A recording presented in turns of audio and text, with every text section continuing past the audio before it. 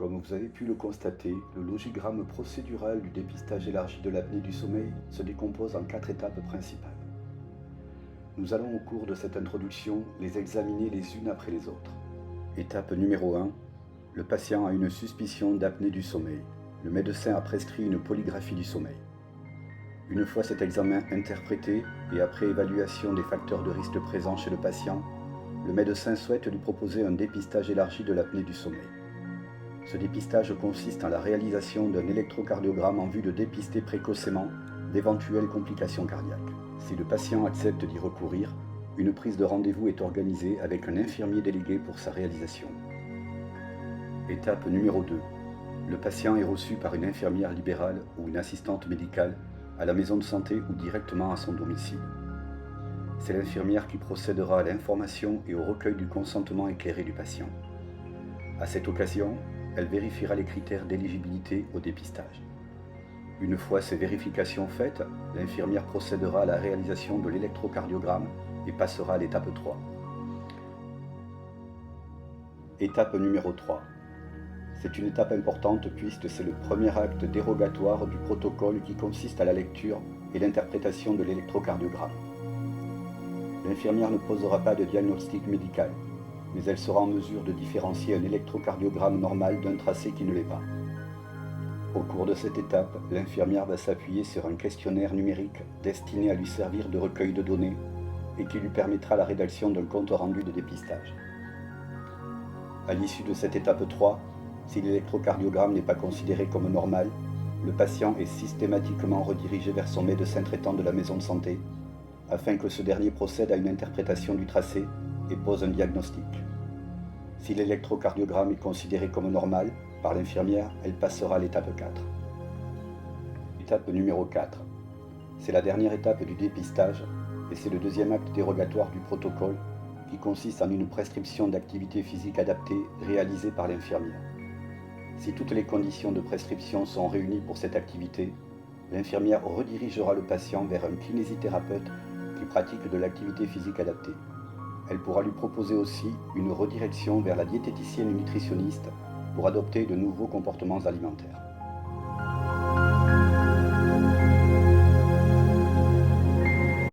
Un cœur en bonne santé pompe continuellement le sang dans l'organisme en battant régulièrement sous le contrôle de stimulations électriques. Au repos, le cœur bat à une fréquence de 60 à 100 battements par minute. Les contractions du cœur sont contrôlées par un système de conduction électrique qui lui est propre. Le système de conduction cardiaque se compose du nœud sinusal, SA, du nœud auriculo-ventriculaire, AV, et des branches gauche et droite. Les stimuli électriques sont générés dans le nœud sinusal, le stimulateur naturel du cœur.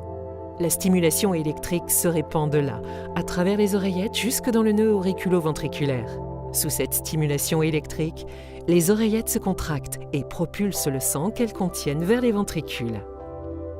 Le nœud auriculo-ventriculaire permet ensuite le passage de la stimulation électrique dans les ventricules, avec un certain délai afin de laisser le temps aux ventricules de se remplir de sang. Puis, la stimulation est transmise via les branches gauche et droite dans les muscles du ventricule, permettant ainsi aux ventricules de se contracter et de propulser le sang dans l'organisme. L'excitation électrique se dissipe ensuite et les muscles du ventricule se relâchent. Le fonctionnement du cœur est donc un couplage entre un système mécanique, les contractions, et un système électrique. L'excitation électrique diffusée par le système de conduction cardiaque étant à l'origine de la contraction du cœur et donc de la propulsion effective du sang dans l'organisme.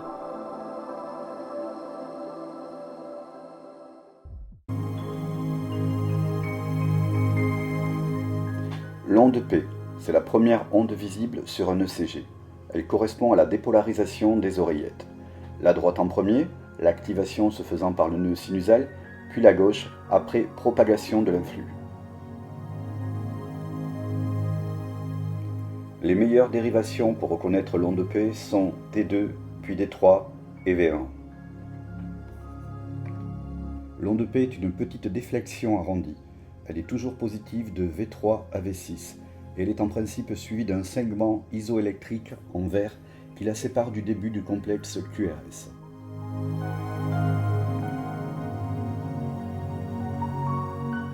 Le segment isoélectrique en vert correspond à la dépolarisation auriculaire complète avec une impulsion qui est retardée au nœud auriculo-ventriculaire. Toutes les ondes P doivent être suivies d'un complexe QRS, et cette même onde P doit être identique lors de chaque dépolarisation. L'analyse et le repérage de l'onde P va permettre entre autres de se prononcer sur le rythme cardiaque, sinusal ou pas.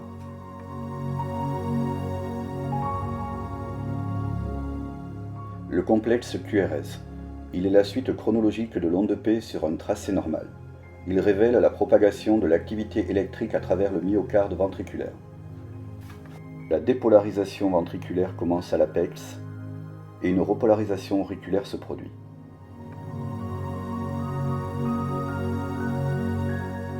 C'est la plus grande déflexion de l'ECG. Sa forme est en général pointue, en oreille de lapin, et variable en fonction de la dérivation analysée. Les critères de normalité du complexe QRS portent sur la hauteur. Elle doit être supérieure à 5 mm aux dérivations périphériques D1, D2, D3, AVR, AVL et AVF.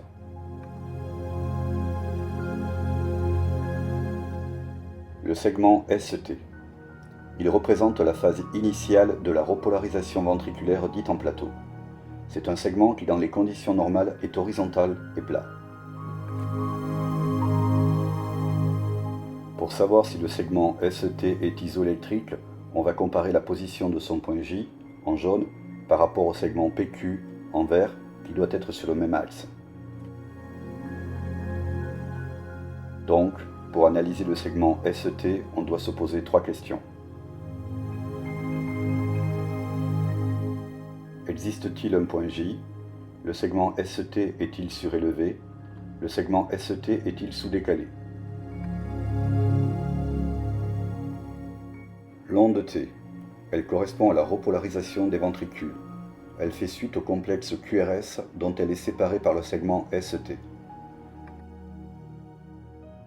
Elle a un aspect asymétrique avec une pente ascendante lente suivie d'une pente descendante rapide avec une pointe arrondie et lisse. La polarité de l'onde T est positive en D1, D2, V4 et V6, négative en VR et V1.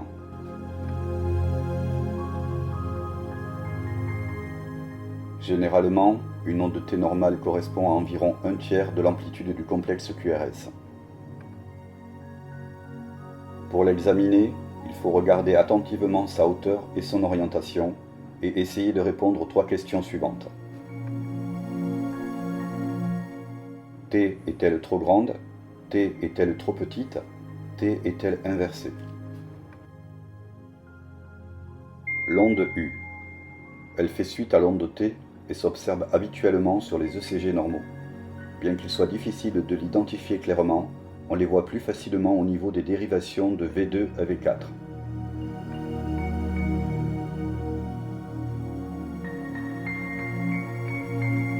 Ce schéma illustre la correspondance qui existe entre la dépolarisation des structures cardiaques et les ondes de l'électrocardiogramme. Nous reviendrons un peu plus loin sur cette correspondance. Et vous voyez donc dans la partie supérieure un cœur avec des zones représentées en rouge qui sont les zones activées, et dans la partie inférieure la région du tracé d'électrocardiogramme qui correspond à cette zone d'activation. Le principe de cet enregistrement est excessivement simple. On enregistre en effet le courant qui passe entre 2 électrodes, dont une est positive et l'autre est négative. L'électrocardiogramme permet ainsi l'enregistrement de l'activité électrique suivant plusieurs combinaisons ou paires d'électrodes. C'est ce que l'on appelle les dérivations de l'électrocardiogramme. Les dérivations qui sont représentées ici sont des dérivations dites bipolaires, dérivations bipolaires ou encore dérivations standards. Et elles sont basées sur des électrodes qui sont placées à la racine des membres. Pour la dérivation D1, une électrode est placée au au bras gauche, ce sera l'électrode positive, et une électrode est placée au bras droit, ce sera l'électrode négative. Lorsque l'on veut enregistrer la dérivation D2, à ce moment-là, l'électrode positive sera située à la jambe gauche et l'électrode négative au bras droit.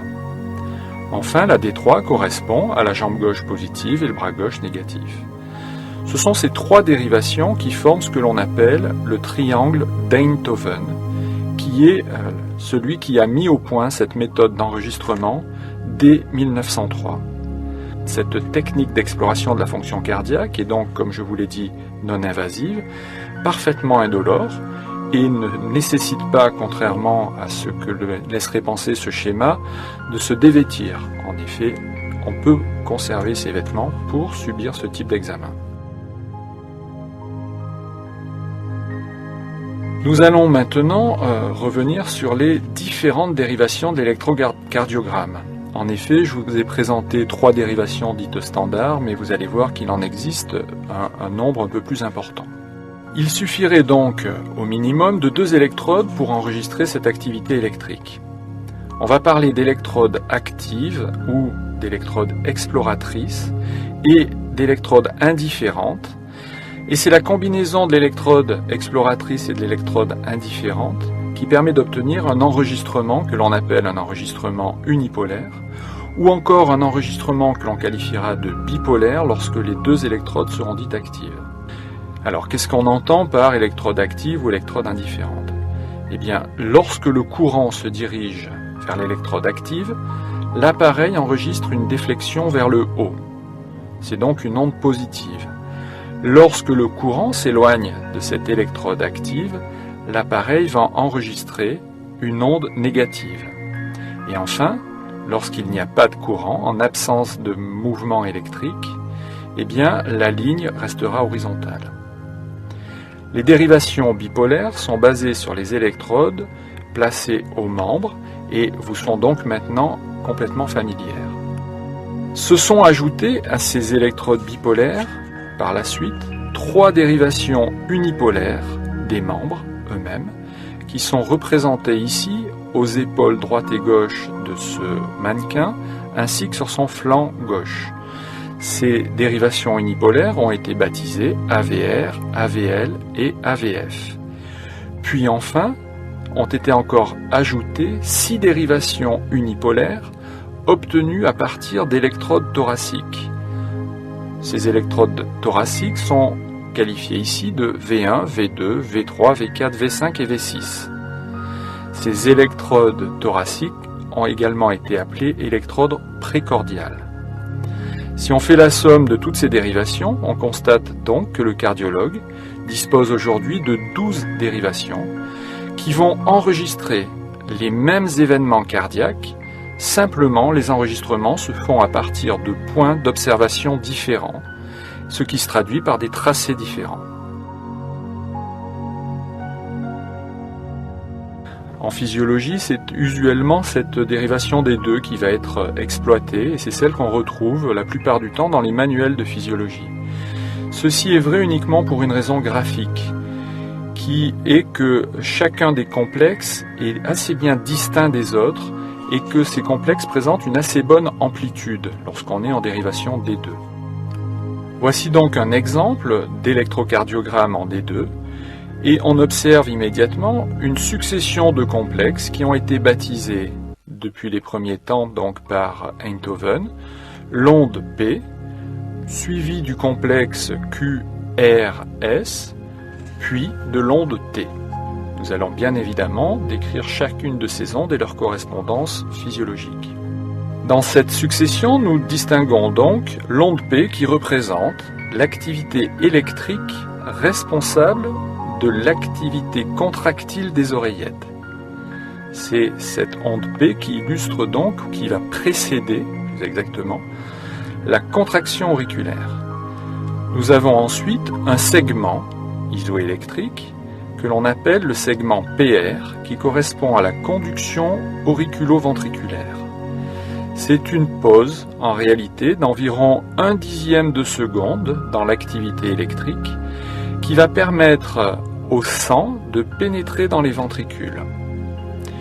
puis nous observons ensuite un complexe, le complexe QRS, qui représente l'impulsion électrique lorsqu'elle voyage depuis le nœud auriculo-ventriculaire dans les fibres de Purkinje et dans les cellules myocardiques ventriculaires. Enfin, l'onde T va correspondre à la repolarisation des ventricules. Un cycle cardiaque correspond à l'association d'une onde P, d'un complexe QRS et d'une onde T. On peut d'ores et déjà retenir que cette nomenclature est motivée par l'attribution de la lettre P pour l'activité qui provient du pacemaker naturel du cœur, du nœud sinusal. Donc c'est onde P pour pacemaker. Le reste est bien évidemment la suite de l'alphabet. Il convient aussi de noter que, normalement, la repolarisation auriculaire n'est pas visible. Vous avez en effet ici une onde T qui illustre la repolarisation des ventricules, mais vous n'avez pas son équivalent pour illustrer la repolarisation des oreillettes. Pour autant, il est évident que les oreillettes vont se repolariser si on veut que ce phénomène soit cyclique. Eh bien, la repolarisation des oreillettes n'apparaît pas sur ce tracé, car en réalité, elle est masquée par le complexe QRS. Elle est contemporaine de ce QRS, et donc elle est cachée derrière ce complexe, si l'on peut dire, ou plus exactement, ce complexe QRS sera la somme à la fois de la dépolarisation des ventricules et de la repolarisation des oreillettes. Vous pouvez aussi noter les différences dans ce que l'on pourrait qualifier de signature électrique de la dépolarisation auriculaire en 1 et de la dépolarisation ventriculaire en 2. L'amplitude de la dépolarisation auriculaire est moindre, mais les durées de la dépolarisation auriculaire et de la dépolarisation ventriculaire sont à peu près équivalentes.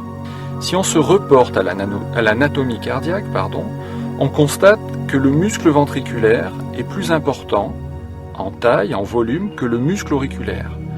Il renferme un plus grand nombre de cellules, donc l'activité qui proviendra de la somme de tous les potentiels d'action aura une amplitude plus importante.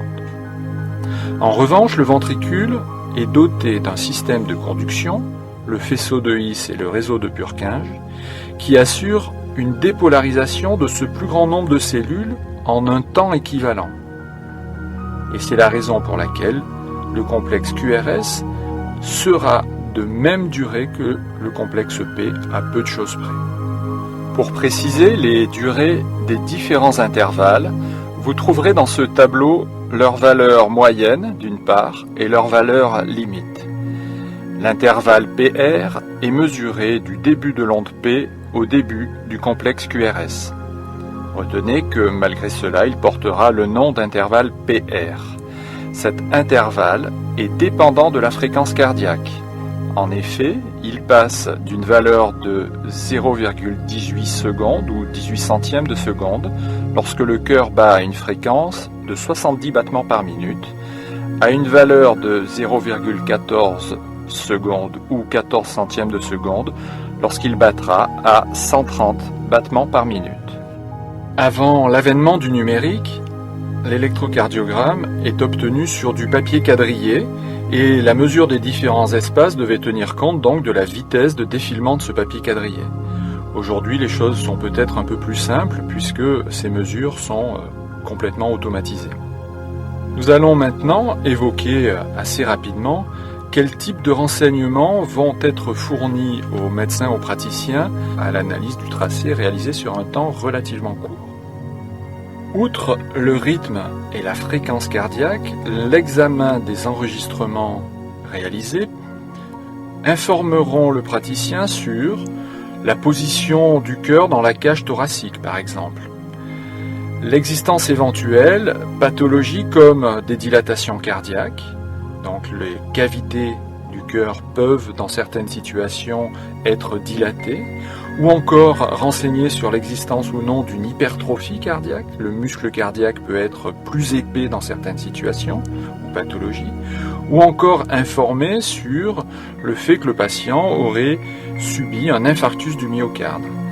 Des anomalies des voies de conduction intracardiaques pourront être explorées, des anomalies du rythme à type de extrasystole, tachycardie, des pauses, etc. pourront également faire l'objet d'une analyse grâce à cet électrocardiogramme.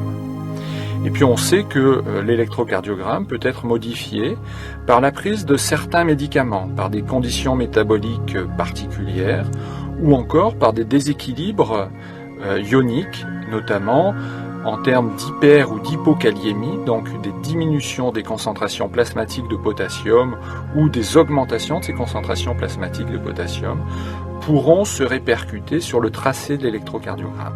Alors, que faut-il retenir sur ce court chapitre qui porte sur l'électrocardiogramme? Eh bien, nécessairement le principe de la mesure. Il faut également retenir le positionnement des électrodes pour permettre d'obtenir donc les différents tracés, les différentes dérivations, mais surtout les différentes phases de l'électrocardiogramme et leur correspondance fonctionnelle, à quoi correspond l'onde P, le QRS, etc. Enfin, vous pourrez retenir pour la suite de votre formation médicale, je vous le souhaite, quelles sont les informations qui sont apportées par cet enregistrement. Comment est-ce qu'on va pouvoir utiliser utilement pour les patients ce type d'informations. Voilà, je vous remercie pour votre attention. Les dérivations frontales. Il est important de respecter un ordre bien précis, car les enregistrements des variations des potentiels de l'activité cardiaque dépendent des bons positionnements des électrodes. L'électrode rouge est à poser sur le membre supérieur droit, l'électrode noire sur le membre inférieur droit, l'électrode jaune sur le membre supérieur gauche et l'électrode verte sur le membre inférieur gauche. Les électrodes frontales peuvent être placées de cette façon, ce qui est plus pratique en intervention. Le brancardage est plus aisé. Il est également possible de placer les électrodes inférieures, vertes et noires, sur les crêtes iliaques en cas de respiration ample. Cela évite les vagues sur le tracé ECG. Parlons maintenant des électrodes précordiales et leur placement. Attention à bien repérer le premier espace intercostal. Voici la clavicule, juste en dessous la première côte, et le doigt est placé entre la clavicule et la première côte. Cet espace est à ne pas compter lors de la prise du premier repère. Voici le doigt qui est descendu d'un niveau, entre la première et la deuxième côte. C'est bien ici le premier espace intercostal. Il faudra compter à partir de ce repère. C'est ce premier repère qui définit tous les autres. Il est donc très important. Où placer les électrodes précordiales? Il faudra prendre des repères anatomiques bien précis. Pour cela, il faut se placer face au patient et repérer la clavicule. On va ensuite repérer le premier espace intercostal, deuxième, troisième et quatrième espace intercostal en parasternal. On pourra placer l'électrode numéro 1. L'électrode 2 sera placée en regard de l'électrode 1 en parasternal, toujours sur les quatrièmes espaces intercostal. Il faudra maintenant placer la quatrième électrode. On va pour cela repérer la ligne médioclaviculaire et descendre au cinquième espace intercostal. Cinquième. On va ensuite placer la troisième électrode entre l'électrode 2 et l'électrode 4.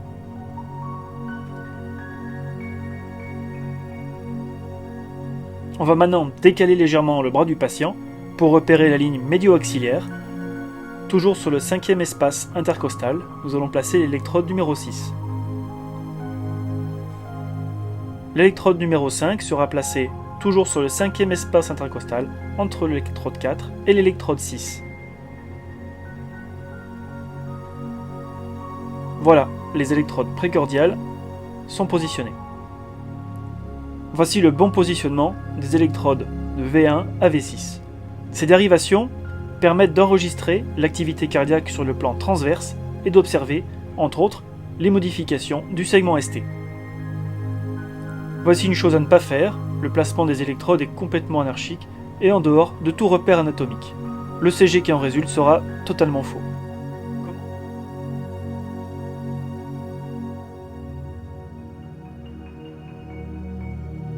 Alors, à propos de partie 1, juste, je vais faire un micro-rappel de prérequis que nous avions vu un petit peu plus en détail dans cette partie 1, en détaillant à quoi correspondent les différentes parties de l'ECG qu'on peut voir, avec donc l'onde P, le QRS et l'onde T. On va regarder ça en détail. Alors, première chose, on va démarrer avec l'onde P.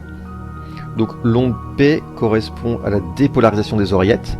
Vous vous rappelez que le nœud sinusal qui est situé ici dans l'oreillette droite est doué d'un certain niveau d'automaticité et que dans les conditions physiologiques, à intervalles réguliers, il va être capable de générer on va dire du courant qui ensuite va créer un front de dépolarisation dans les oreillettes et dépolariser les oreillettes à intervalles réguliers. Eh bien, l'onde P que l'on voit sur l'électro correspond à la dépolarisation des oreillettes. C'est un signal qui est finalement d'assez faible hauteur, d'assez faible intensité, parce que les oreillettes finalement c'est quelque chose qui est assez fin. Et donc, puisque c'est assez fin, il y a assez peu de cellules myocardiques qui le composent, ce qui explique que le signal soit relativement petit sur l'électro. Derrière cette onde P, vous avez un intervalle qu'on appelle l'espace PR. L'espace PR, lui, il a la particularité d'être isoélectrique, c'est-à-dire que si vous regardez par rapport à la ligne de base qui est avant l'onde P que je mets ici en pointillé, l'espace PR est censé revenir sur cette ligne de base. À quoi correspond le fait qu'on soit revenu sur cette ligne de base? Au fait que, à ce moment précis, il n'y a pas de courant qui circule au niveau du cœur. L'oreillette, on vient de le voir, elle vient de se dépolariser à l'instant au moment de l'onde P. Le QRS qui va arriver juste après, lui, ce sera la dépolarisation des ventricules et n'est pas encore intervenu. Donc finalement, durant cet intervalle PR, eh bien, il n'y a plus de courant qui circule, l'oreillette s'est déjà dépolarisée, le ventricule pas encore, et l'influx électrique est en train de cheminer dans le nœud AV pour créer un différentiel de temps entre l'oreillette et le ventricule pour que les deux ne se contractent pas en même temps. Je vous renvoie évidemment à la partie 1 où j'avais expliqué tout ça plus en détail. Très bien. Après tout ça, on a donc le QRS, donc le complexe QRS.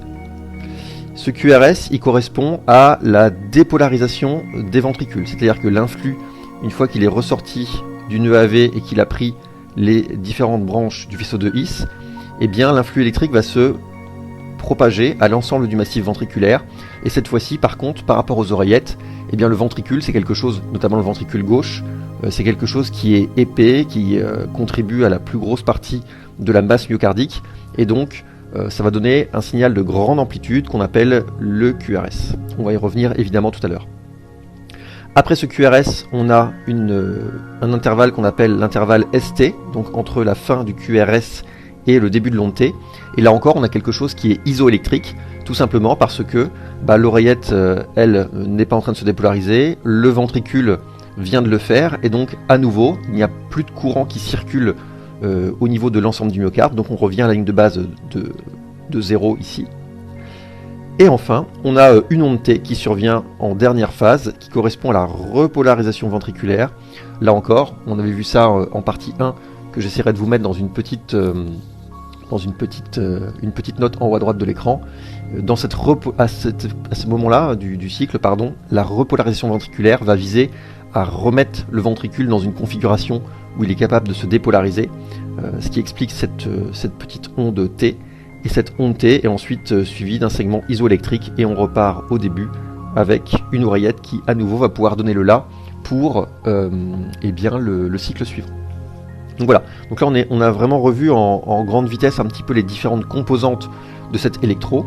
Et finalement dans l'électro normal, on va voir la fiche juste après, mais dans la fiche LISA électro normal, il y a plusieurs caractéristiques de chacune de ces parties de l'électro. Il y en a une sur la fréquence, sur l'onde P, sur l'intervalle PR, et finalement un électro normal, ça va être le fait de vérifier que chaque partie de l'électro est finalement normale.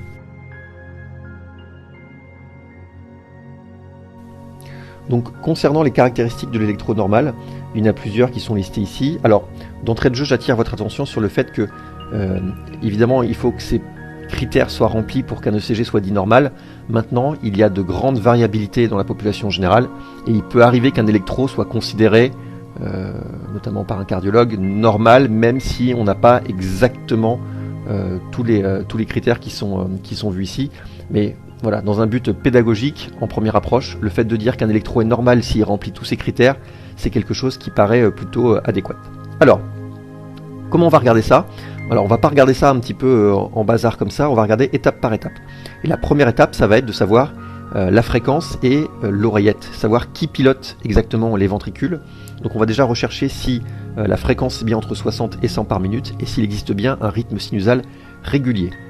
Pendant qu'on est sur l'oreillette, sur l'onde P, on va ensuite rechercher s'il n'y a pas des signes d'hypertrophie atriale. Puis, après avoir fait l'onde P, on va s'attaquer au PR et donc rechercher s'il n'existe pas des troubles de la conduction en mesurant notamment le PR et en comptant les oreillettes, on verra ça tout à l'heure. Après l'intervalle PR vient le QRS et sur le QRS on a plusieurs choses à vérifier, son axe, sa largeur, mais également son amplitude afin de s'assurer qu'il n'y ait pas d'hypertrophie ou notamment de microvoltage. Et puis après les QRS, à la fin, il nous restera l'onde T, le segment ST et l'onde T, donc la repolarisation et la mesure du QT. Et c'est une fois qu'on aura regardé l'ensemble de ces différents paramètres qu'on pourra dire que effectivement nous avons affaire à un électro normal. Alors, on va commencer tout de suite par la fréquence cardiaque, qui doit être donc entre 60 et 100. Je rappelle les définitions, hein. Quand on a une fréquence cardiaque entre 60 et 100, elle est dite normale. Si la fréquence cardiaque est inférieure à 60 par minute, on parle de bradycardie. Si elle est supérieure à 100 par minute, on parle de tachycardie. Alors, pour le calcul de la fréquence sur un électro, vous avez plusieurs options. On l'avait un petit peu évoqué en partie 1, mais juste pour vous redonner les grandes lignes. Plusieurs possibilités. Soit vous avez un rythme qui est régulier, et à ce moment-là, vous pouvez utiliser la fameuse technique des 300. Alors, si c'est régulier, comment on fait? L'idée, c'est de se mettre à un endroit où le QRS, un endroit du QRS tombe particulièrement bien en termes de grands carreaux. Par exemple, alors je vais zoomer un petit peu là, ici. Ce que vous voyez là, c'est que j'ai un QRS où vraiment on tombe pile poil sur le grand carreau qui est ici. Ça, c'est exactement ce qu'on recherche, puisque si le rythme est régulier, on va regarder le QRS suivant, où il tombe, et on va pouvoir compter la fréquence. Alors, comment on fait? Alors, comme je vous l'avais dit en partie 1, donc, là, on est sur notre grand carreau. Très bien. Si jamais notre QRS, je vais en faire une genre d'ombre ici, si notre QRS arrivait ici, sur ce grand carreau-là, la fréquence serait de 300. Si ça venait sur le grand trait d'après, 150. Parce que c'est 300 divisé par 2. Là, c'est 300 divisé par 1. Et on continue comme ça. Ici, ce serait 100. Donc, parce que c'est 300 divisé par 3. Et si jamais c'était ici, ce serait 75. Parce que c'est 300 divisé par 4. Et en vrai, mon vrai QRS dans cet exemple, il arrive ici. Il arrive ici, donc la fréquence cardiaque, elle est entre 75 et 100, plus proche de 75 que de 100. Donc là, on peut dire que la fréquence, elle est à peu près à 85 par minute. Parce que on a le QRS suivant qui arrive de façon régulière et qui arrive entre 3 grands carreaux et 4 grands carreaux. On peut aussi le faire dans l'autre sens, hein, d'ailleurs. Hein. C'est-à-dire que là, on aurait 1, 2, 3. Donc là, on est à 300, 150, 100, 75. Et on voit que là, effectivement, on est aussi entre 75 et 100. Donc ça fonctionne très très bien. On est aux alentours de 85 par minute. Alors, les sous-multiples de 300, parce que c'est pas quelque chose qui est instinctif. Si là, vous avez un truc à regarder, donc c'est 300, 150, 100, 75, 60, 50, 43, et après ça commence à faire vraiment bas. Mais globalement, voilà, là on a 300 divisé par 1, ici c'est 300 divisé par 2, 300 divisé par 3, 300 divisé par 4, 300 divisé par 5, etc. Donc là avec cette première stratégie, je trouve une fréquence de 85 par minute pour cet électro. Donc ok, très bien, donc une fréquence cardiaque qui est normale. Après il y a une autre façon de calculer ça, c'est que là on a pu s'en sortir puisque on avait quelque chose qui était régulier. Donc c'est assez simple, mais évidemment si l'électro est en arythmie avec des QRS qui arrivent de manière irrégulière, vous ne pourrez pas utiliser cette technique et il faudra faire autre chose. Et l'autre technique consiste tout simplement à vérifier évidemment que vous êtes bien, je vais me le mettre là un peu plus gros, en 25 mm par seconde, hein, qui est la vitesse de défilement classique de l'électro. Et étant donné qu'une feuille classique, on va dire format A4, c'est 29,7 en longueur, souvent vous avez un petit peu de choses avant, un petit peu de choses après. Donc votre feuille d'enregistrement fait généralement 25 cm. Et donc 25 cm, ça équivaut à 10 secondes. Donc vous pouvez, à ce moment-là, si vous avez 25 cm d'enregistrement sur votre électro, considérez que vous avez 10 secondes. Donc dès lors que vous avez 10 secondes d'enregistrement, et bien à ce moment-là, il suffit juste de compter les QRS. Donc là en l'occurrence, il y en a 1, 2, 3, 4, 5, 6, 7, il y en a ici, 8, 9, 10, 11, 12, 13, et le 14e il est pas loin de venir, mais il n'arrive pas derrière. Donc on est entre 13 et 14, et ensuite on fait x6, donc 13 x 6, ça fait 78. Zut. 13 x 6, ça fait 78, si je prends 14, parce qu'on n'en est pas loin, ça fait 84, donc vous voyez, on est à peu près dans le même état d'esprit que tout à l'heure. Alors pour faire ça, il faut quand même juste vérifier que vous avez bien, là, au moment du changement de piste, entre la partie gauche avec les périphériques et la partie droite avec les précordiales, que l'enregistrement soit bien continu. Parce que des fois, il peut arriver qu'il y ait un blanc entre les deux, donc forcément, vous n'enregistrez pas 10 secondes en continu. Mais globalement, le moyen pour s'en sortir quand le rythme est irrégulier, c'est effectivement de moyenner, et moyenner en considérant que vous enregistrez sur 10 secondes et donc que vous avez juste à faire x6, et bien c'est souvent un bon moyen d'avoir une fréquence cardiaque moyenne sur un électro d'un patient par exemple en arythmie. Très bien. Donc ça c'est pour la fréquence. Ensuite, on va avoir le fait d'avoir un rythme sinusal. Un rythme sinusal, ça veut dire que finalement l'onde P est sinusale, et une onde P sinusale, ça veut dire que c'est bien une onde P qui est originaire de cette partie de l'oreillette qui est le nœud sinusal au niveau de l'oreillette droite. Donc si c'est bien le nœud sinusal qui est ici, qui est responsable de la dépolarisation de l'oreillette, et qui va donner le signal pour l'ensemble de la dépolarisation de l'ensemble du myocarde, eh bien ça veut dire que quand le front de dépolarisation va quitter le nœud sinusal, il est censé se diriger vers la gauche et vers le bas, puisque le nœud sinusal est situé plutôt dans la partie haute et droite du massif atrial. Donc, dès lors que l'oreillette va se dépolariser, on s'attend à avoir quelque chose qui va se diriger vers le bas, qui va se diriger vers la gauche. Donc ça, c'est un critère important, c'est-à-dire qu'il va falloir que, je vais zoomer un petit peu sur l'électro ici, il va falloir que votre onde P, elle soit notamment positive dans les dérivations inférieures. On avait vu en partie 1 les histoires de territoire, notamment territoire inférieur. Donc, si on a bien une onde P qui se dépolarise en partant du haut de l'oreillette pour arriver vers le bas, on est censé avoir une oreillette qui va être positive dans les dérivations inférieures. Donc, ici, je vais prendre un autre outil, hop là. Ici, elle est en D2, elle est plutôt isoélectrique, en D3, elle est autant positive que négative, bon, admettons. Et elle est positive en AVF aussi. Donc on a une oreillette qui est positive, globalement, plus positive que négative, en tout cas dans les dérivations inférieures. Et l'autre caractéristique, c'est qu'il faut qu'il n'y ait pas non plus d'hypertrophie atriale. C'est-à-dire que, je vous l'ai dit tout à l'heure, l'oreillette c'est censé être une structure relativement fine. Donc si vous avez une oreillette qui est trop visible sur l'électro, si l'amplitude ou sa largeur est trop importante, ça peut signifier que l'oreillette est hypertrophiée, qu'elle est trop grosse, et ça peut témoigner d'une pathologie cardiaque sous-jacente. Donc ce qu'on a l'habitude de définir comme étant une oreillette normale, alors il faut qu'elle fasse moins de 120 millisecondes en durée, c'est-à-dire qu'entre le début, je vais le mettre là, entre le début de l'onde P et la fin, vous devez être inférieur à 120 millisecondes, soit 3 petits carreaux. Et en termes de hauteur, elle doit être de moins de sa hauteur maximale, moins de 2,5 mm. Je ne rentrerai pas dans les détails d'hypertrophie auriculaire gauche, hypertrophie auriculaire droite, puisque ça c'est un chapitre un petit peu à part, on le verra sur une section ultérieure. Aujourd'hui on fait que électro normal, mais voilà.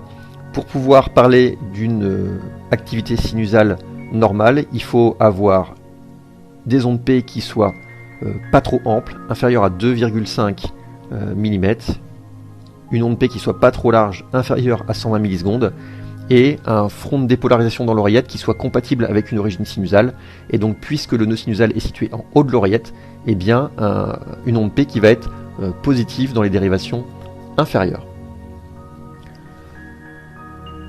Une fois qu'on a vu l'onde P, on va passer à l'étape d'après qui est l'intervalle PR. Donc l'intervalle PR, je vous ai dit que c'est la zone qui est ici, qui est isoélectrique, où l'oreillette qui est avant vient de se dépolariser, le ventricule qui est après ne s'est pas encore dépolarisé, et donc il n'y a plus de dépolarisation en cours, en tout cas au niveau des cardiomyocytes à ce moment-là. Eh bien, cet intervalle PR normal se situe entre 120 et 200 millisecondes. Donc si on parle en petits carreaux, entre 3 petits carreaux et 5 petits carreaux, donc égale un grand carreau. Ce qui rend la mesure du PR en fait assez facile, puisque vous aurez rarement des PR courts, inférieurs à 120 millisecondes. On en parlera un tout petit peu quand on parlera des préexcitations ventriculaires.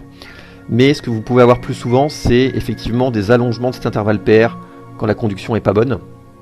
Ça encore, on en parlera en partie 3, quand on évoquera les troubles conductifs atrioventriculaires. Mais du coup c'est assez simple, puisque c'est un grand carreau. Il vous suffit de regarder à ce moment-là, là j'ai une onde P qui démarre sur mon grand carreau, qui est ici. Et bien à partir du moment où mon onde P démarre sur ce grand carreau, et bien il faut absolument que mon QRS démarre avec le grand carreau, avant le grand carreau suivant. Donc là en l'occurrence, mon QRS démarre ici, avec la première déflexion négative du QRS qui est ici une toute petite onde Q. Donc j'ai bien un intervalle PR entre là et là, qui est inférieur à 200 millisecondes. Donc là, pour le coup, j'ai un intervalle PR qui est normal sur cet électro-exemple.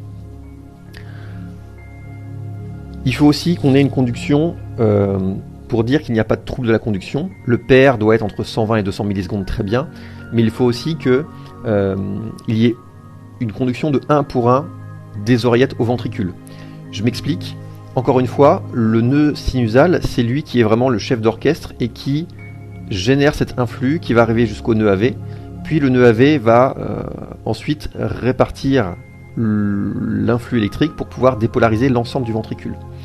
Donc le principe, c'est que pour une onde P, on ait un QRS, et il faut qu'il y ait ce ratio de 1 pour 1. C'est vraiment ça qu'on appelle un rythme sinusal conduit, c'est-à-dire qu'il faut que finalement, chaque fois que le nœud sinusal va se dépolariser ici, ça finisse par aboutir à une dépolarisation du ventricule quelques millisecondes plus tard.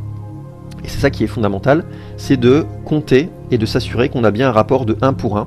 Donc on n'a pas des oreillettes qui soient toutes seules sans ventricule derrière, ou à l'inverse, d'avoir des ventricules qui surviennent sans activité atriale au préalable. Donc on peut regarder ça, on va avoir, là par exemple on va bien voir en haut, donc on a une oreillette ici qui... avec un QRS derrière. Ensuite, je vais mettre un petit peu moins fort. Là, on a une oreillette. Oups, je vais gommer ça. Avec un QRS derrière, etc. On a bien une oreillette, un ventricule, une oreillette, un ventricule. On a bien une alternance des deux. Et à aucun moment, j'ai une oreillette qui va se retrouver toute seule avec quelque chose qui ferait quelque chose dans ce style... là d'avoir P, QRS.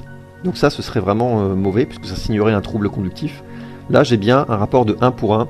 Chacune de mes oreillettes que je flèche ici va donner, je vais mettre en rouge, un ventricule juste derrière. Donc j'ai bien un rapport de 1 pour 1 entre les deux, et il n'y a pas un qui va sans l'autre. Donc ça c'est vraiment quelque chose de fondamental quand on parle de normalité du rythme et de l'électro en règle générale.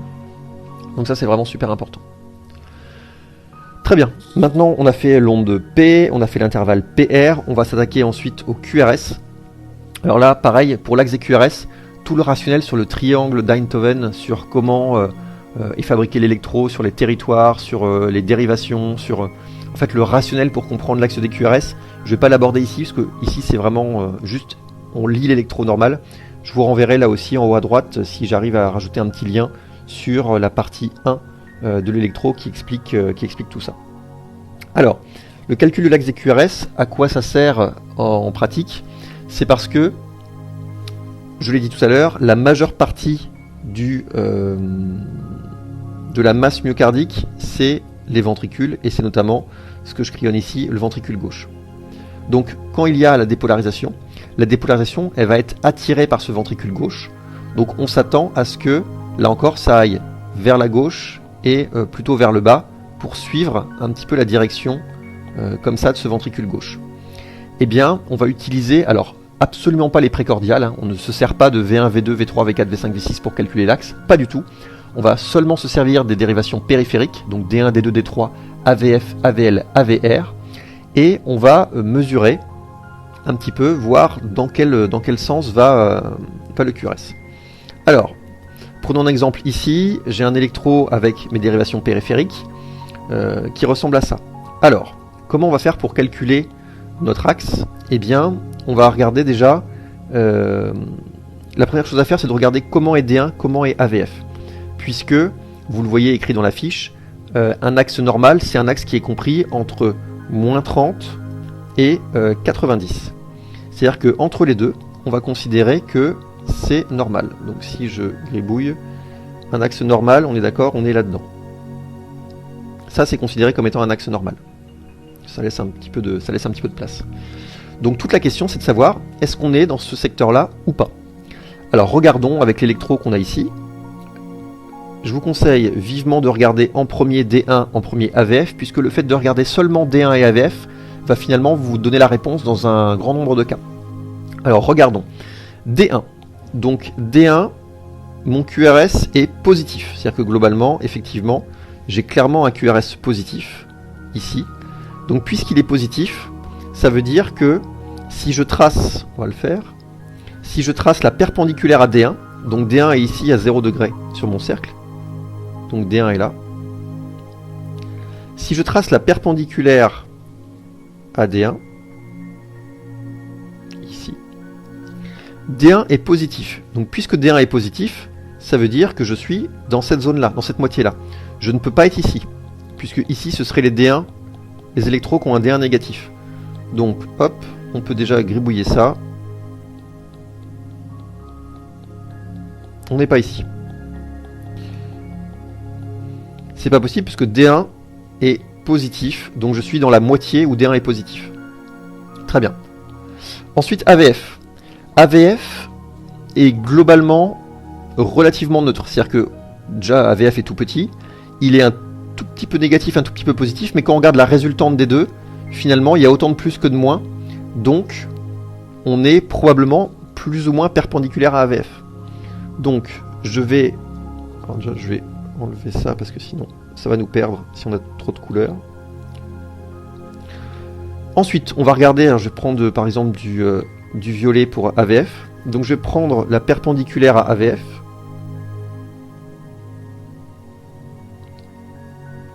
Donc AVF, on va dire que c'est du violet et D1 c'était le rouge. Donc AVF est plutôt neutre, on va dire, il y a autant de positifs que de négatifs, ce qui veut dire que on va être perpendiculaire à AVF. C'est-à-dire qu'on va être ni vraiment positif dans cette zone-là, ni vraiment négatif dans celle-là, on va être un peu entre les deux. Et finalement, ça veut dire que notre réponse, à ce stade, on l'a déjà. Notre axe, il est probablement ici, à peu près à 0 degré. Puisque j'ai un D1 qui est franchement positif, et effectivement c'est lui qui est le plus positif, puisque j'ai un AVF qui est neutre, donc je suis perpendiculaire à 90, c'est-à-dire que je suis sur cette ligne-là, tout concorde pour dire que mon axe sur cet électro, il est à peu près à 0 degré. Donc j'ai un axe ici qui est normal à 0 degré. On va refaire avec un deuxième exemple. On repart sur complètement autre chose. Alors, cette fois-ci, on va refaire la même chose. Est-ce que notre électro a un axe normal? Est-ce qu'on a un D1 positif, un AVF positif? Donc je vais repartir comme tout à l'heure. D1, je vais le faire en rouge. Donc j'ai un D1 qui est positif à nouveau. C'est-à-dire que si mon D1 est positif, je peux pas être là. On va virer tout ça. Pas possible. Très bien. Ensuite, on va regarder AVF. pas que je le cache, AVF. Cette fois-ci, AVF est négatif. Donc, je trace la perpendiculaire à AVF. AVF étant négatif, je ne peux pas être dans cette partie-là.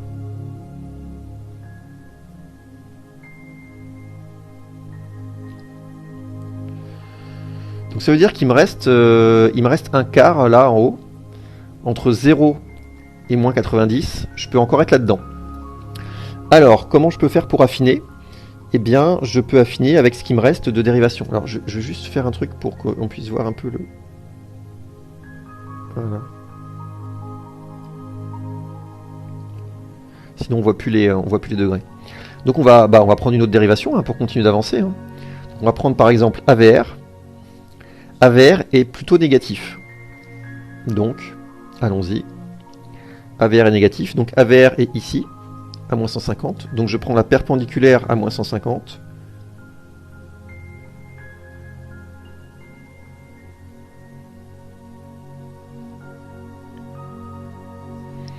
Très bien. Et je suis négatif. Donc, c'est-à-dire que je ne peux pas être là non plus. Donc, il me reste ces deux petits cadrans-là. Eh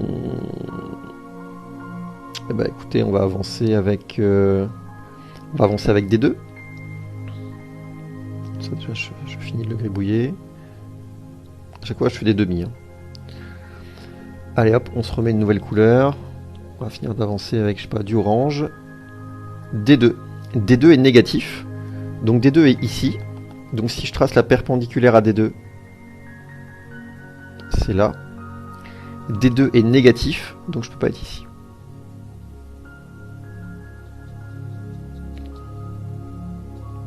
Très bien. Donc là, ça nous laisse un segment entre moins 30 et moins 60. Je vais le mettre en bleu. Donc c'est-à-dire que on va zoomer, notre axe, il est quelque part là-dedans. Alors, je peux pas préciser exactement s'il est à moins 37 ou moins 54, hein, mais ça n'a aucune espèce d'importance. Mais vous voyez, on s'est approché petit à petit. On est quelque part là-dedans. Je sais pas où exactement, mais on est dans ce petit cadran-là. Et en fait, effectivement, c'est assez logique. On a un D1 qui est positif. Bah oui, effectivement, par rapport à la perpendiculaire de D1, on est bien positif, on est du bon côté. D2 négatif, par rapport à la perpendiculaire à D2, on est bien du côté négatif, pas de problème. AVR négatif, par rapport à la perpendiculaire d'AVR, je suis bien de l'autre côté, je suis bien négatif. Et AVF négatif, effectivement, si je trace comme ça ma perpendiculaire, je suis bien de l'autre côté, donc j'ai bien AVF négatif. Donc là, j'ai un axe qui est aux alentours de entre moins 30 et moins 60 degrés. Je ne sais pas exactement combien, mais en tout cas, c'est un axe qui n'est pas normal. Donc voilà. Bon, là, on a fait beaucoup de dérivations. Un 4 pour arriver au résultat, c'est un petit peu beaucoup. On aurait pu aller plus vite. Mais c'est pour vous montrer un petit peu le cheminement, de se dire, très bien, on va regarder. C'est un peu un jeu de chaud-froid. Et puis, on va se rapprocher comme ça. Et on va éliminer des portions de cercle jusqu'à trouver la portion dans laquelle on se situe. Donc là, en l'occurrence, on a un axe qui n'est pas dans la norme entre moins 30 et plus 90. Donc ça, c'est pour l'axe des QRS. Une fois qu'on a fait l'axe des QRS, il va falloir qu'on mesure la largeur des QRS. Puisque, finalement, ce qu'il faut voir, c'est que sur un électro, le temps est en abscisse. Hein, finalement, ce qu'on enregistre ici, c'est du temps. Le temps qui défile. D'ailleurs, on le voit très bien sur l'électro. Eh bien, plus le QRS va être large, c'est-à-dire que plus... Alors, attention, hein, large, ça ne veut pas dire haut. Hein. C'est-à-dire plus il va être large, c'est-à-dire plus il va être large dans ce sens-là. Ça veut dire que plus ça va prendre du temps pour que la dépolarisation du ventricule se fasse. Normalement, le but du jeu du tissu de conduction, qui est en vert là sur ma figure de droite, c'est de faire en sorte que l'ensemble du myocarde ventriculaire se contracte en même temps. Le but du jeu pour que le cœur soit efficace et qu'il puisse éjecter correctement à travers l'aorte, c'est que tout le ventricule, notamment le ventricule gauche, tout le monde se contracte en même temps. Il faut que tout ça se soit simultané. Donc il faut que ce soit le plus simultané possible. Et on dit donc qu'un QRS normal, c'est un QRS qui est inférieur ou égal à 100 millisecondes. Inférieur ou égal à 100 millisecondes, ça veut dire quoi ? Ça veut dire que là, par exemple, sur ce QRS qui est très fin à 80 millisecondes, eh bien, tout le monde se contracte en même temps. et la dépolarisation elle est simultanée sur l'ensemble du massif ventriculaire, et c'est parce qu'il y a cette simultanéité que ça fait un QRS qui est fin. Mais si jamais je prends un QRS très large, oh zut, le dégradé n'est pas passé. C'est pas grave, je vais vous le faire à la main. Si vous avez quelque chose qui ressemble à ça sur la figure de droite, c'est-à-dire que vous avez une dépolarisation qui commence ici, puis là, et qui se termine ici, donc que ça prend pas mal de temps, et bien sur l'électro, alors je suis désolé, le dégradé n'est pas passé, mais ça veut dire qu'en gros, ici et là, c'est un peu patriotique mon histoire, mais c'est pas volontaire. Et puis entre les deux, je sais pas, on va mettre un petit genre de violet là. Yes. Voilà, bon, vous voyez l'état d'esprit. En fait, ça veut dire que plus c'est large, ah zut, plus c'est large, plus ça veut dire que ça prend du temps, que la dépolarisation progresse. Et là, par exemple, ma paroi latérale, elle est très tardive, et la dépolarisation tardive de la paroi latérale, eh bien, correspond à cette partie du QRS qui est tardive elle aussi. Donc pour mesurer la largeur du QRS, alors il faut souvent regarder à plusieurs endroits, puisque des fois on voit mieux à certains endroits que d'autres. Alors ici pour le coup on est très très large, puisqu'on a un petit carreau, deux petits carreaux, trois petits carreaux, quatre petits carreaux. On a quasiment un cinquième derrière, donc on est à quelque chose comme 175 ou 180 millisecondes. Donc là on a clairement sur un QRS très très large. Donc voilà, c'est important de savoir effectivement que la largeur d'un QRS est de moins de 100 millisecondes, mais de savoir aussi pourquoi il y a ce QRS plus élargi qui est dû à un retard de contraction d'une partie du myocarde, en tout cas un retard de dépolarisation, c'est quelque chose qui est important également à savoir. Ensuite, on nous dit qu'il ne faut pas d'onde Q ni de rabotage des ondes R. Donc là encore une fois, une petite note d'explication s'impose.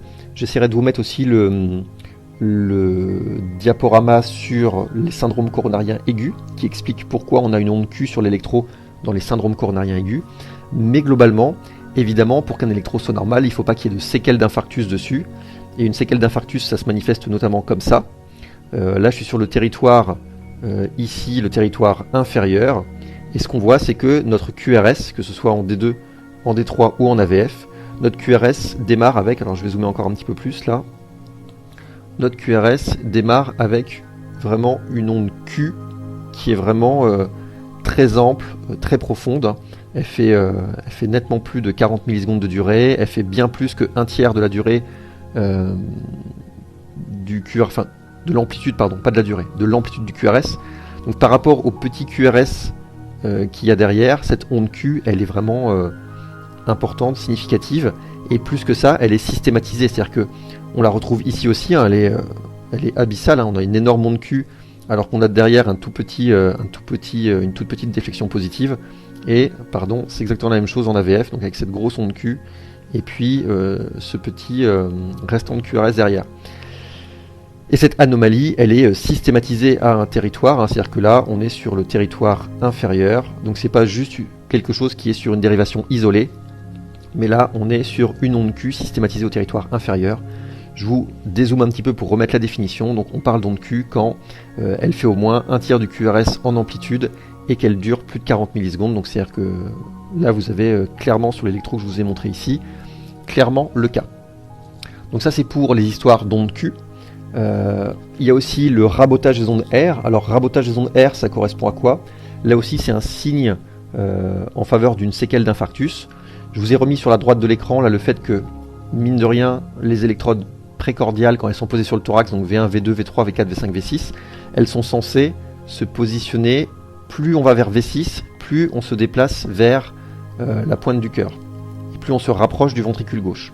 Donc puisque le ventricule gauche, encore une fois, est censé être la structure la plus fournie en cardiomyocytes, parce que c'est lui qui est le plus épais, et puis c'est lui qui a la fonction pompe cardiaque, plus on se rapproche de V6, plus on est censé, plus on avance comme ça de V1 à V6, plus on est censé avoir une onde R qui est censée croître. Et un rabotage des ondes R, c'est ce que vous voyez ici.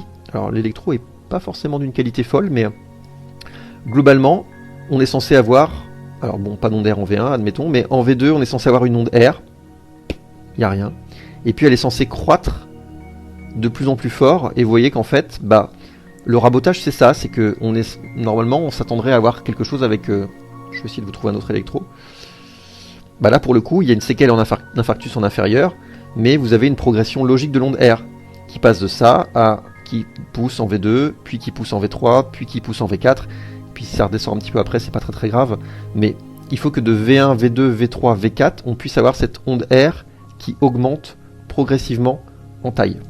Et bien ce qu'on appelle rabotage des ondes R, c'est ça, c'est que vous avez là finalement rien, et puis là quasiment rien, et le fait que cette onde R stagne en amplitude, c'est ce qu'on appelle le rabotage des ondes R.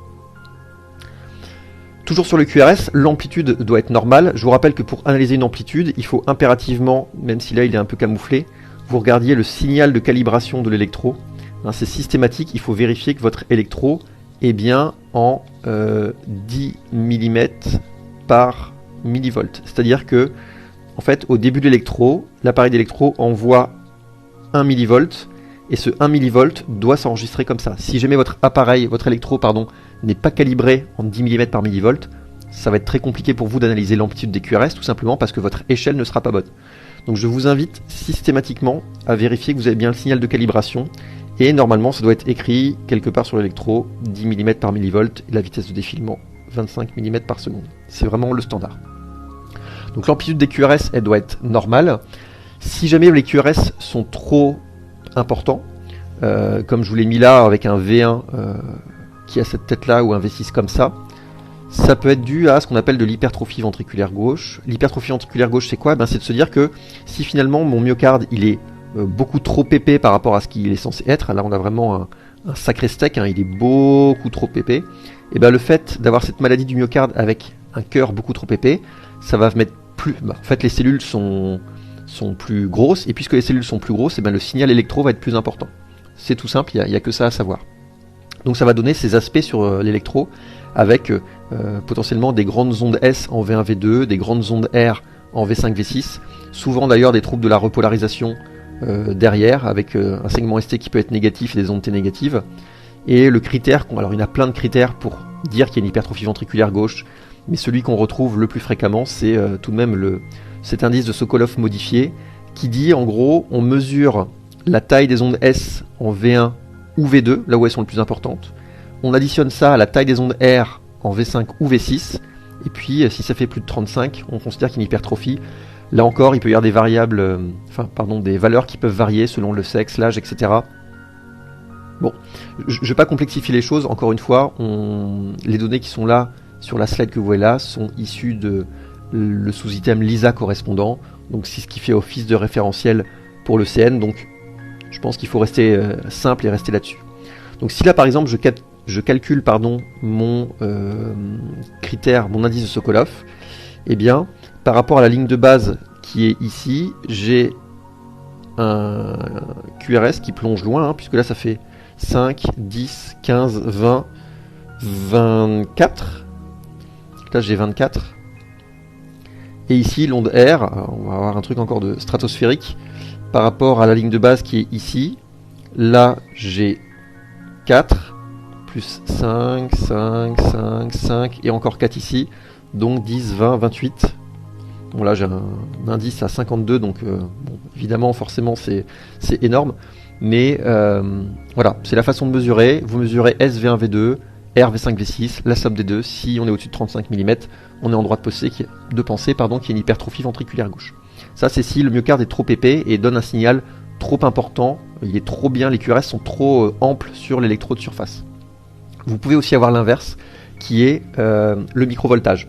Le microvoltage c'est l'inverse, c'est que vous avez des tout petits QRS, un petit peu comme ceux que je vous montre ici, où finalement ils font jamais beaucoup plus que 5 ou 10 mm. Alors la définition c'est même 5 mm dans les dérivations périphériques, donc ici, et pas plus de 10 mm, pas plus de 10 mm dans les dérivations précordiales.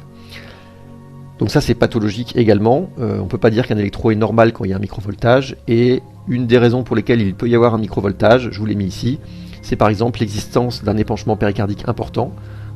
Pour ceux qui n'ont pas l'habitude de voir des images d'écho, ici vous avez le ventricule gauche, et ici vous avez un volumineux épanchement péricardique, donc du liquide, et finalement ce liquide qui est là fait office d'isolant électrique, et puisqu'il est isolant électrique, votre électrode qui va être ici posée sur le thorax, quand elle va enregistrer l'électro, ça va être atténué par le liquide. Là on le voit différemment avec le ventricule gauche, les piliers mitraux qui sont ici, et on a ici encore cet épanchement péricardique important qui va évidemment atténuer le signal et faire que le CG est plus petit. Alors il y a d'autres signes de tamponnade sur cet électro, mais c'est pas le sujet aujourd'hui.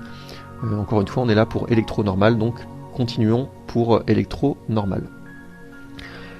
Là, le QRS, on a regardé son amplitude, sa durée, son axe. On va maintenant s'intéresser au segment ST, qui est censé être isoélectrique. Alors, le segment ST isoélectrique, ça veut dire qu'en gros, le point, je vais zoomer un petit peu, le point de jonction entre la fin du QRS et le début du segment ST est censé être iso, c'est-à-dire que au même niveau que là. Bon, là c'est à peu près le cas. Là, quand je vous dis qu'il y a des petites variations par rapport à la normalité, d'avoir un genre de demi-petit carreau comme ça pose pas de problème. Donc là, mon segment ST, il est isoélectrique par rapport à ce qu'il y a avant. Là-haut, mon segment ST, il est bien isoélectrique par rapport à ce qu'il y a avant, pas de problème.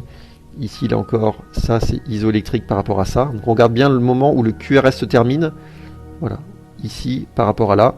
Et finalement, sur cet électro, eh bien, absolument partout, par rapport là et là, on a quelque chose qui est isoélectrique. Et les ondes T, sont elles positives absolument partout. Si je les... Hop, les ondes T...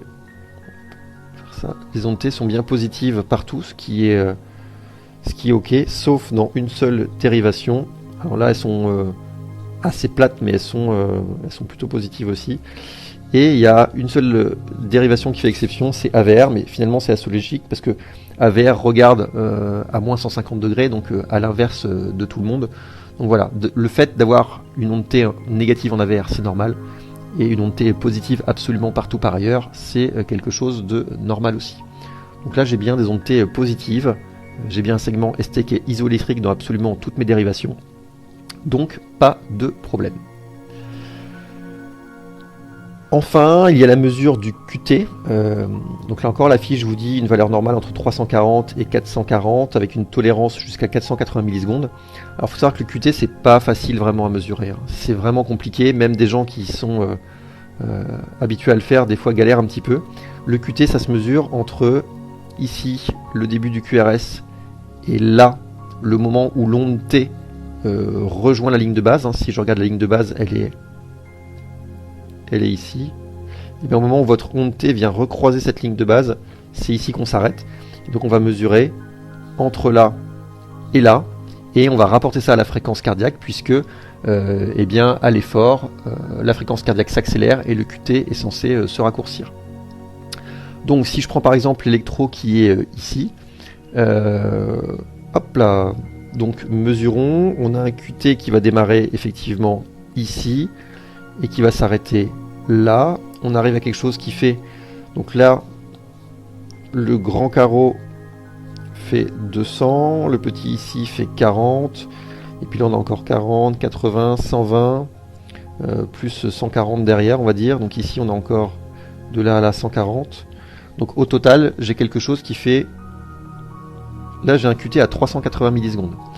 Et bien ce QT à 380 millisecondes, il va falloir que, et c'est ça le C dans la formule, il faut que le QT corrigé soit calculé, et donc un QT ça se corrige par rapport à la fréquence cardiaque.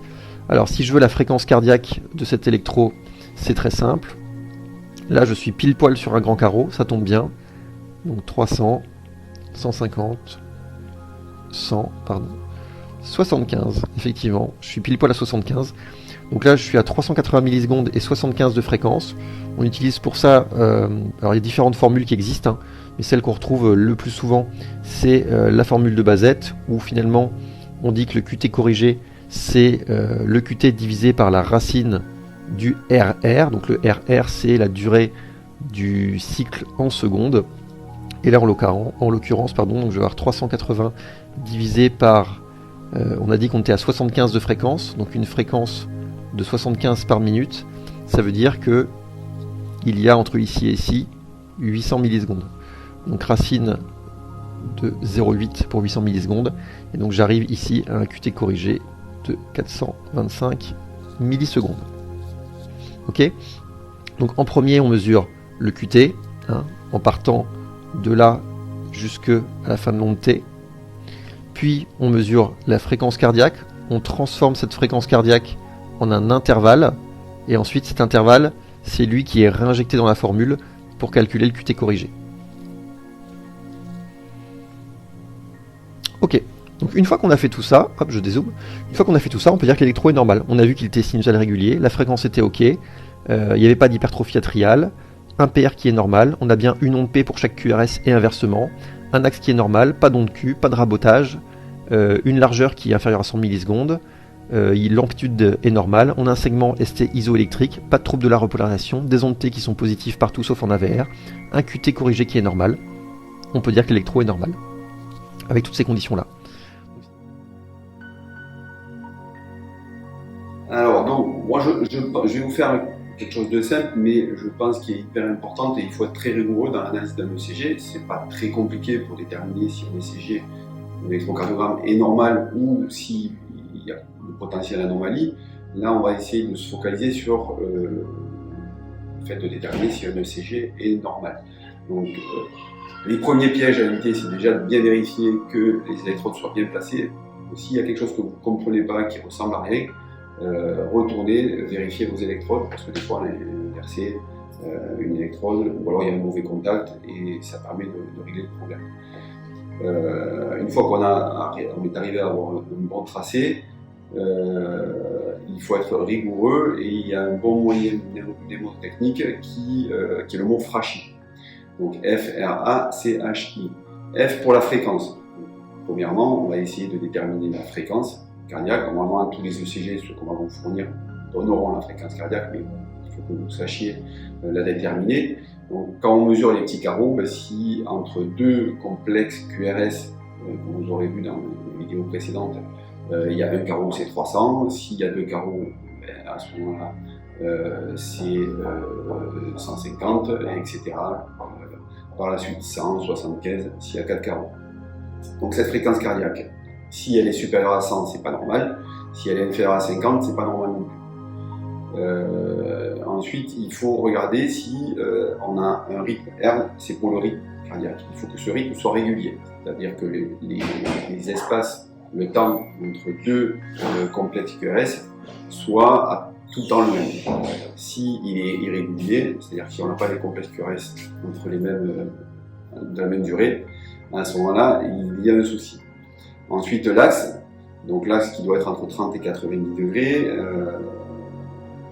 Dans les vidéos précédentes, vous avez vu comment déterminer l'axe. S'il est trop à gauche ou trop à droite, c'est pareil, vous considérez que le CG n'est pas normal et à ce moment-là, il faudra que nous, on visualise derrière.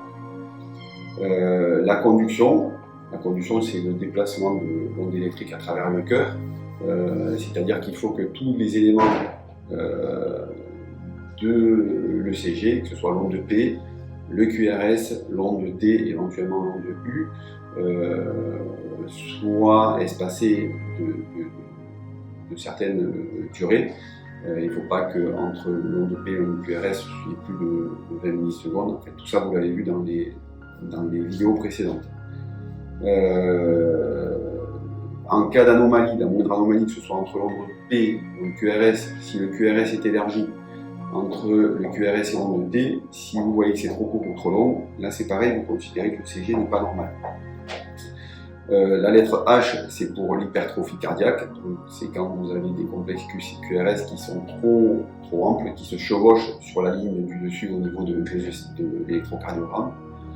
Là c'est pareil, vous calculerez l'indice de Sokolov, où on additionne les deux QRS entre en général V1 et V5 ou V6.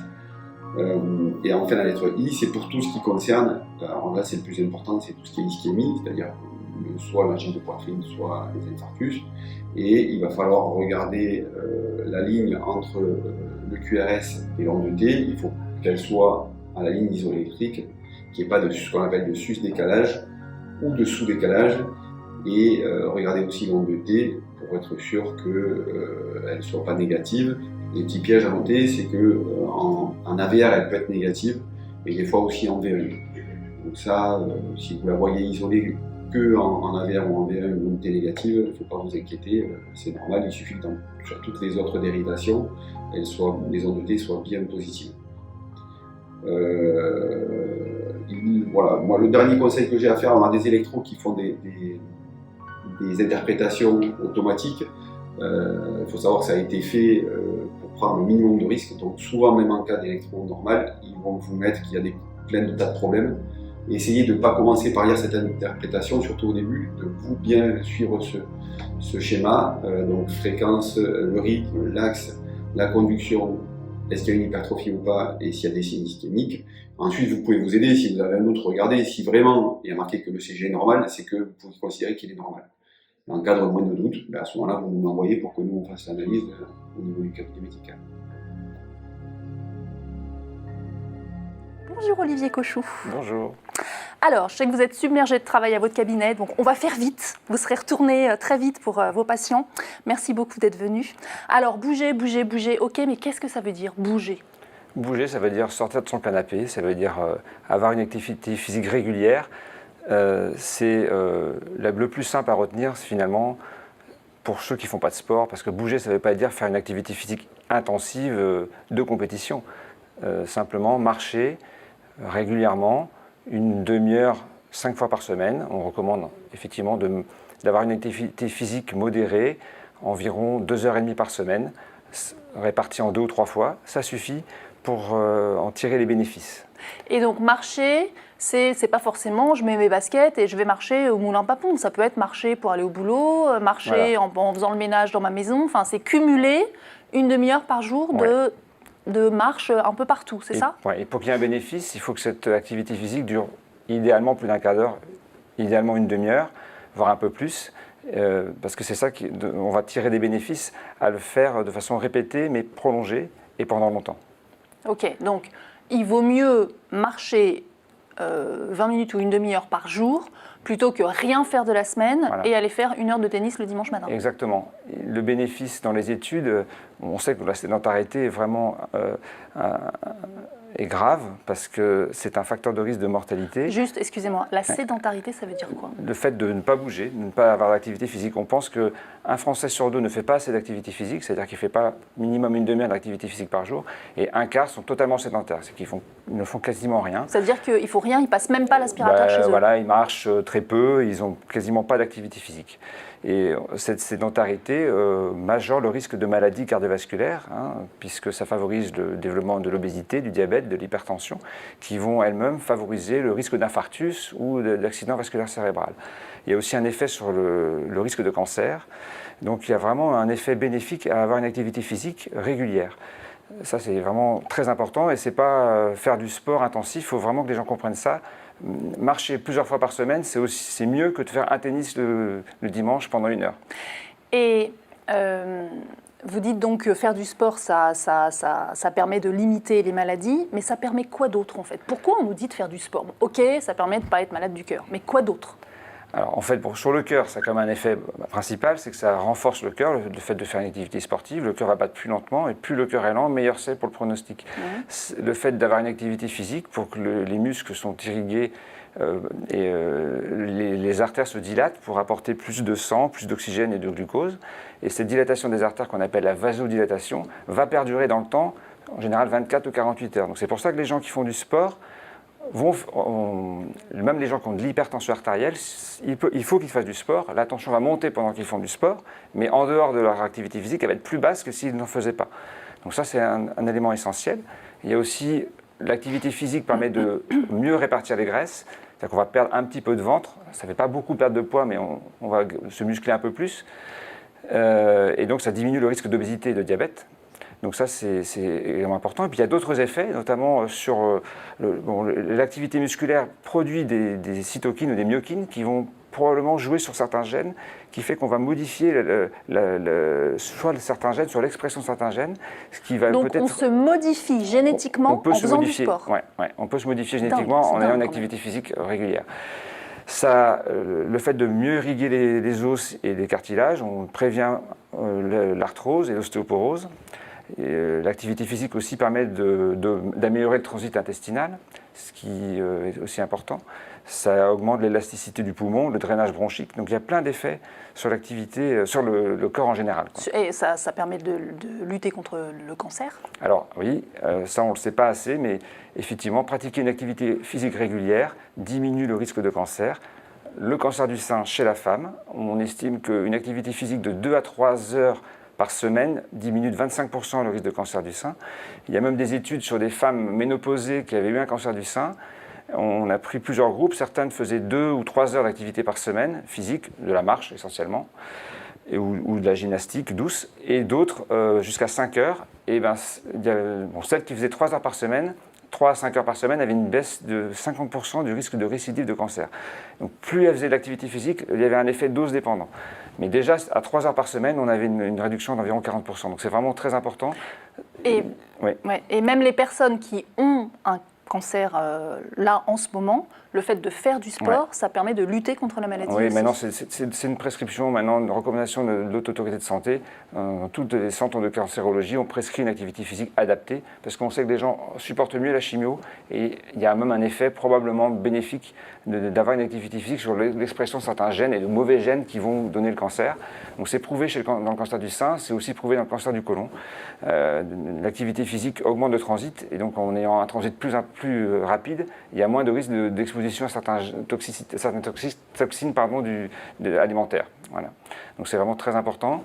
Et puis bon, on peut-être en parler parce que c'est bien de faire du sport, c'est bien de faire plaisir à son médecin, de dire ma tension va baisser, j'aurai moins de risque de diabète. Mais pourquoi les gens font du sport? C'est parce que ça leur fait du bien. Et l'activité physique. Du bien à la tête, vous voulez dire? À la tête. Les sportifs le savent. Si on dit tous les sportifs faisaient du sport uniquement parce que c'était bien, ils n'en feraient pas. C'est parce que ça leur fait du bien. Et donc l'activité physique augmente la sensation de bonheur. Ça fait du bien. Le fait d'avoir une activité, une augmentation du débit sanguin cérébral, ça permet d'avoir en général les idées plus claires. Ça arrive que quand on revient d'une séance de sport, on puisse, si on avait un problème à régler, on arrive à le résoudre grâce à l'activité. On trouve la solution. Alors moi je peux témoigner, je fais quand même pas mal de sport et c'est vrai que ça m'arrive à peu près à chaque fois de ne pas avoir envie d'y aller, d'être fatiguée, je pourrais me trouver toutes les excuses de la terre pour ne pas y aller. Et à la fin de la séance de sport, en fait, je suis moins fatiguée, j'ai plus mal à la tête, j'ai plus mal au ventre, j'ai plus mal au dos, j'ai plus mal nulle part. Vraiment, quoi. Il y a une sécrétion d'endorphine, on le sait bien, surtout les sports intensifs ou prolongés, qui donnent une sensation de plénitude et de bonheur. On est plus optimiste, moins angoissé, moins stressé, on ne pense pas à ses problèmes quand on fait du sport. Et donc quand on revient d'une activité sportive, on est mieux, on est plus détendu. Et donc c'est vraiment très bénéfique. Les gens anxieux et dépressifs, on conseille de faire du sport parce que c'est un des meilleurs médicaments pour sécréter notamment de la sérotonine, qui a un effet antidépresseur très important. Est-ce qu'on pourrait dire que le sport, c'est un antidépresseur? Est-ce qu'on pourrait dire que le sport, c'est un médicament, que l'activité physique, c'est un médicament? Oui, c'est un bon médicament. Il y a même des gens qui peuvent être addicts au sport. Quand on fait beaucoup de sport, on peut être dépendant de cette inondation d'endorphines quand on revient d'une activité physique, mais intensive. Là, chez des gens qui courent beaucoup ou qui font beaucoup de vélo, par exemple, la marche ne donne pas tout à fait ces effets-là. Mais oui, c'est certainement... Hippocrate disait 400 ans avant Jésus-Christ que la marche était la meilleure médecine de l'homme. Parce que la marche, ce n'est pas traumatisant et tout le monde peut le faire.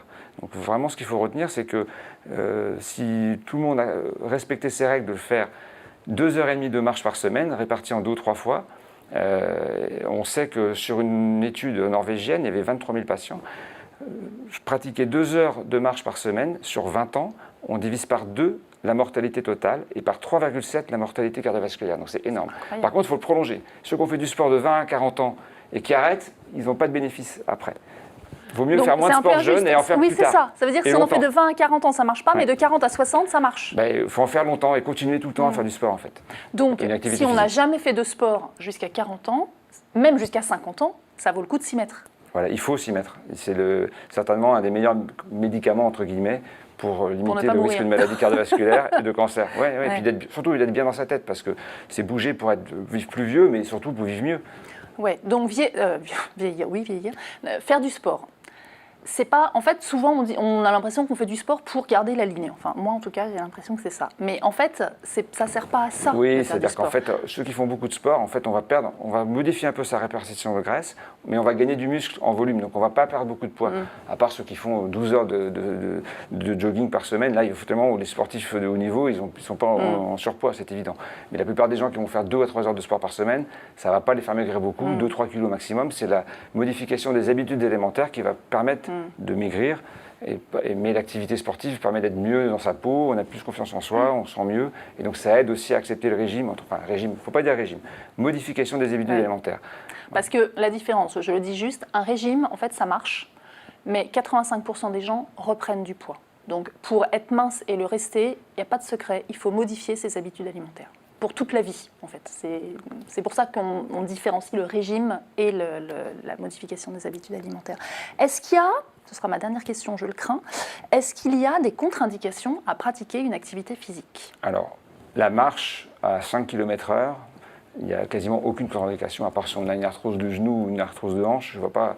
Hein, mais effectivement, là, on parle de l'activité modérée. Après, sur des activités plus intensives, quelqu'un qui veut faire un semi-marathon et qui est fumeur, qui a du diabète et du cholestérol, il va peut-être avoir un peu de mal à s'y mettre, mais la compétition, c'est le dépassement de soi. Là, effectivement, si on a une maladie cardiaque avérée, dont on n'a pas forcément fait le diagnostic, il peut y avoir un risque à faire du sport, et là, il faut prendre conseil auprès de son médecin, éventuellement voir un cardiologue si besoin, avant de reprendre une activité physique intensive de compétition.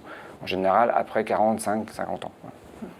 Alors, si on avait un message là qu'on veut que les gens retiennent, ce serait quoi?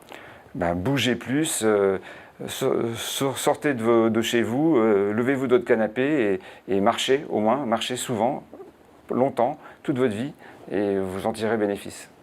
Et c'est vrai que faire du sport, c'est dur. Enfin, que faire une activité, c'est dur. C'est vrai qu'il faut se bouger les... Pardon, j'allais dire un truc pas très élégant, il faut un peu se donner un coup de pied aux fesses pour y aller. Oui, parce que les bénéfices, on les a pas tout de suite. Au début, c'est dur. Le premier mois, il faut vraiment être courageux pour se lever, pour aller courir, enfin, faire du vélo ou faire sa gymnastique. C'est un peu contraignant, mais les bénéfices, on l'a au bout de quelques semaines. Donc le bien-être qu'on va ressentir, on ne l'a pas tout de suite, donc il faut se forcer, passer ce cap, et après on est content de l'avoir fait parce qu'on se sent mieux. Et finalement, on a envie de le faire parce qu'on est mieux à l'avoir fait que de ne pas l'avoir fait.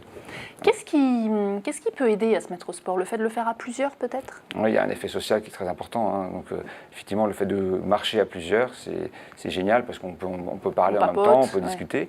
Et puis même les activités plus intensives, c'est vrai que c'est vraiment un lien social important et qui permet aussi de se motiver. Parce que quand on a pris rendez-vous avec ses amis, on a du plus de mal à pas y aller, à trouver une bonne excuse pour pas partir s'il pleut un peu ou s'il fait froid. Ouais.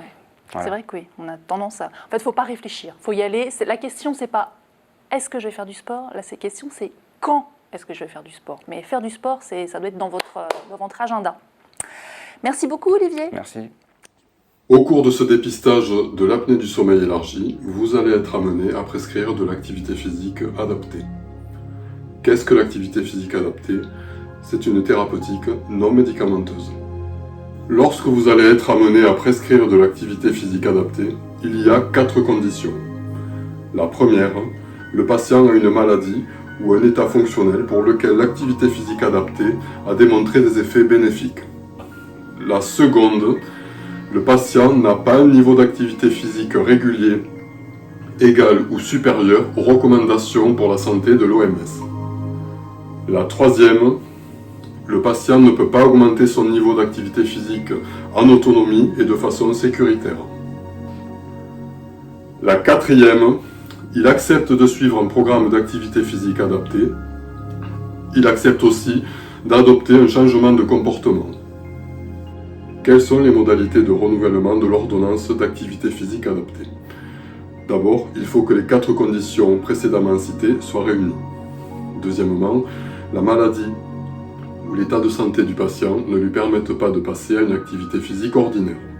Troisièmement, l'activité physique adaptée a permis une stabilisation ou une évolution favorable de sa pathologie. Même si l'activité physique adaptée présente de nombreux avantages pour le patient, elle présente aussi certaines contre-indications. Les contre-indications à l'activité physique adaptée sont les suivantes.